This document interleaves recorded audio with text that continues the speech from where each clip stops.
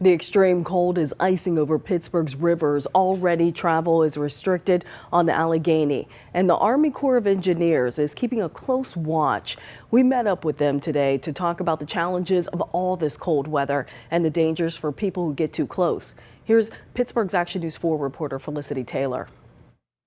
Right now I'm standing alongside what appears to be a fully frozen solid Allegheny River. That's not fully the case, but we are used to seeing the Allegheny freeze in ways like this most winters. But the Army Corps of Engineers tells me that seeing the Mon and the Ohio in the condition they're in right now is quite uncommon.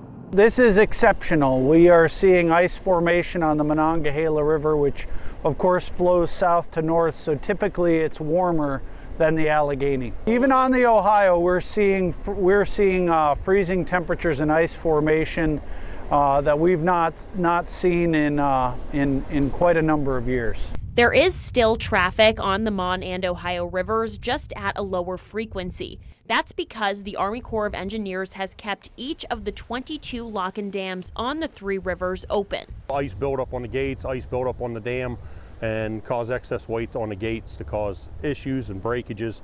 We have to be able to respond to that when it does happen.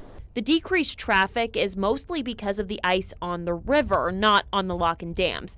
There's a lot of it, and to many it does look frozen solid, but that's not the case. Officials are continuing to warn people who decide to walk on the ice. Hitting water this cold is deadly.